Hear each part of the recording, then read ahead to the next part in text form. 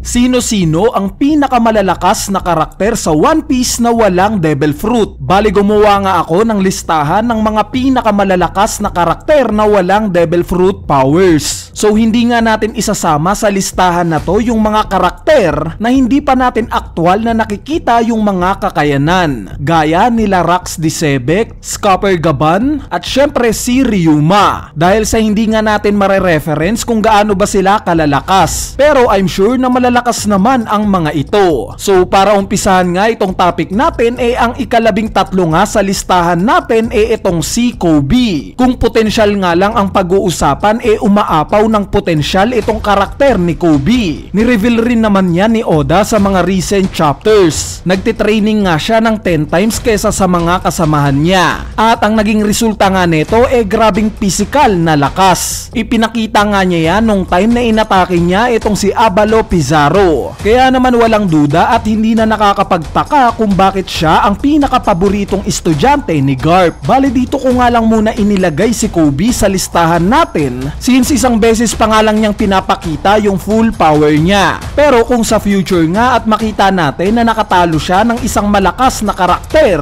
o hindi kaya may ipakita pa siya na ikabibilib natin, I'm sure na mas tataas pa siya sa listahan natin. Ang ika-12 naman sa listahan natin itong si Killer. During Wano arc nga sa naging laban ng Supernovas sa mga Emperor, ipinakita nga ni Killer kung bakit hindi natin siya dapat maliitin. Pinatunayan nga niya sa mga manonood na isa siya sa mga high caliber characters. At although alam nga natin na hindi nagtataglay si Killer ng advanced armament haki at even yung pagko-quote ng Conqueror Saki, gumawa nga siya ng paraan para ma-damage itong si Kaido. Bukod pa nga dyan nakita rin natin kung paano niya natalo itong si Hawkins sa naging laban nila. Kaya naman dito nga natin mapapatunayan na talagang malakas rin siyang karakter. Ang sumunod naman sa listahan natin tabla. At ito nga sila Nekomamushi at Inuarashi. Currently nga masasabi nating silang dalawa ang pinakamalalakas na karakter sa buong Mink Tribe. Pinatunayan nga nila yan sa nangyaring Wano arc dahil silang dalawa lang naman ang nakatalo kila Perospero at Jack. At dahil nga sa napag-uusapan na rin natin ang pinakamalakas sa isang tribo, ang sumunod nga sa listahan natin, ito namang pinakamalakas na karakter sa buong Fishman. At ito nga si Jinbei. No doubt na na-establish na ni Jinbei yung titulo na pinakamalakas na Fishman ngayon. During Whole Cake Island arc nga, nakita natin siyang nakipagsabayan kay Big Mom.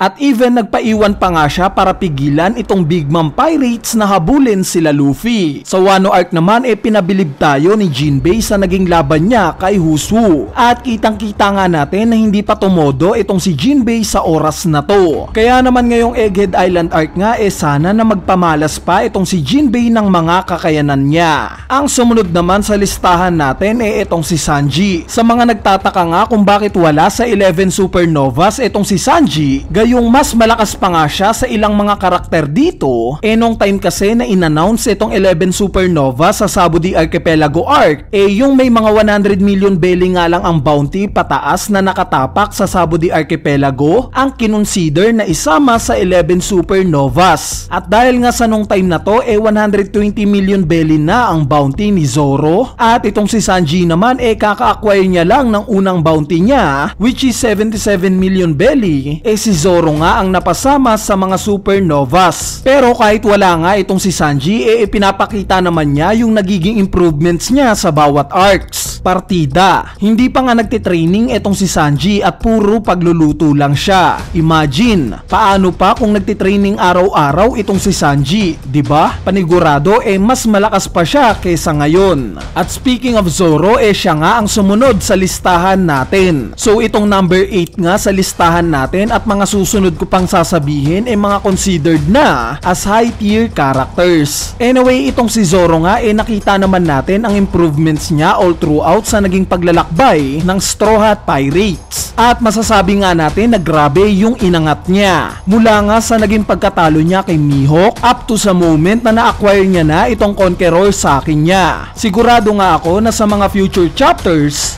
mas mag-i-improve palalo itong si Zoro. Lalo na at malapit niya nang matupad itong pangarap niya na maging pinakamalakas na swordsman sa mundo. Ang ikapito naman sa listahan natin itong si Ben Beckman. Yes guys, marahil nagtataka kayo kung bakit mas mataas siya kaysa kay Zoro sa listahan natin. Gayong hindi pa naman natin nakikita yung kakayanan niya. Bale ang naging basehan nga natin dito yung kaka-reveal lang na information sa SBS Volume 107. At ito nga yung kinonfirm ni Oda na si Ben Beckman daw talaga yung pumutol sa braso ni Eustace Kid. So dito pa lang magkaka-idea na tayo kung gaano kalakas itong si Beckman. Diba? Imagine, isa si Eustace Kid sa tumalo sa isang emperor. At the fact nga na tinanggalan lang siya ng braso ni Beckman napaka-impressive na nun. Anyway, ang sumunod nga sa listahan natin itong si Kozuki Oden. During nga sa naging flashback niya sa Wano Arc pinatunayan niya na siya ang pinakamalakas na samurai. Nasaksihan nga natin kung ano ang kayang maibigay ng Prime Oden. Kaya nga niyang sumabay sa isang Prime na Whitebeard. At although natalo nga siya ng mabilis ni Goldie Roger, nakita naman natin yung naging improvements niya all throughout sa naging pagsama niya sa Roger Pirates. Natuto nga siya ng pagkukot ng Conqueror Saki. At ito nga yung naging primary weapon niya sa paglaban niya kay Kaido. At alam naman nating lahat na although natalo nga siya kay Kaido, hindi naman siya natalo neto sa malinis na paraan. Kaya props pa rin kay Oden. Ang ikalima naman sa listahan natin itong si Mihawk. Siya nga yung currently na pinakamalakas na swordsman sa mundo. Siya nga rin yung pangarap na talunin netong si Zoro. Although glimpse pa nga lang o patikim pa lang ng lakas ni Mihawk yung nakita natin during Marineford War, masasabi naman nating nakaka-impress yung ipinakita niya dito. At dahil nga sa currently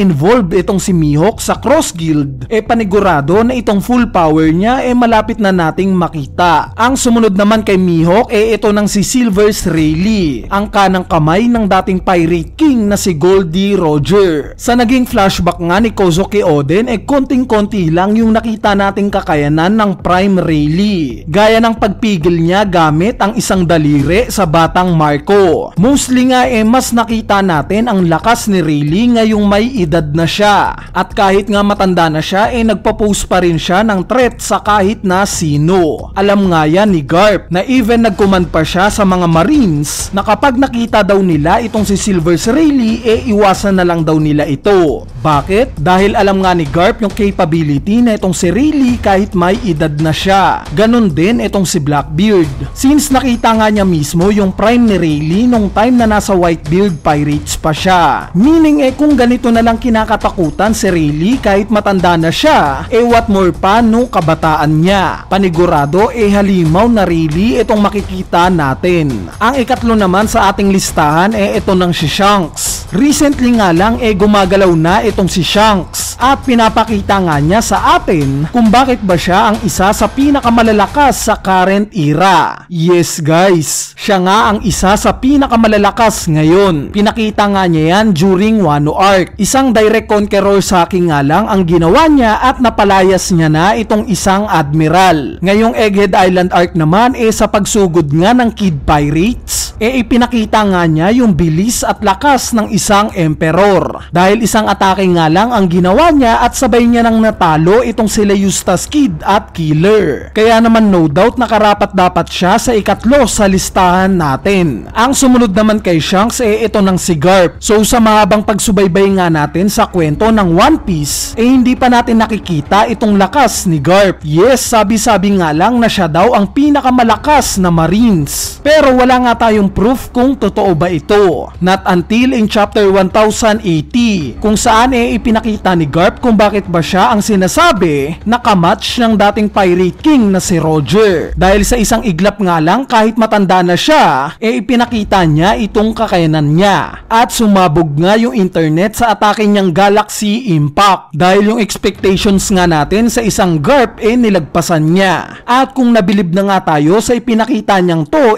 I'm sure na mas mabibilib pa tayo once na ipakita na ni Oda yung batang version niya. At ang nanguna nga sa listahan natin syempre etong si Goldie Roger. Sa naging flashback nga ni Oden ipinakita yung rason kung bakit ba si Roger ang tinitingala ng mga pirata ngayon. Pinamalas nga ni Roger ang lakas ng isang totoong pirate king. Hindi nga niya kailangan ng devil fruit para mag-succeed. Pure hacking nga lang ang kailangan niya at kaya niya nang sabayan ang kahit na sino pang pinakamalalakas na tao. Kaya naman no doubt na siya talaga sa history ng One Piece ang pinakamalakas na non-devil fruit user. Anyway, ayan na nga yung listahan natin ng mga pinakamalalakas na karakter sa One Piece na hindi nagtataglay ng devil fruit powers. Kung may iba pa nga kayong naiisip na karakter o may hindi kayo sang-ayon sa ranking na ginawa natin, comment nyo na yan sa ating comment section sa ibaba para mapag-usapan natin yan. Kung natripan nyo naman itong video na to, wag na kayong mahiyang pindutin yung like button dahil napakalaking tulong na nga niyang like nyo para sa ating channel. At syempre pindutin nyo na rin yung subscribe button dahil konting-konti na nga lang at malapit na tayo sa 1 million subscribers. So yun lang, peace!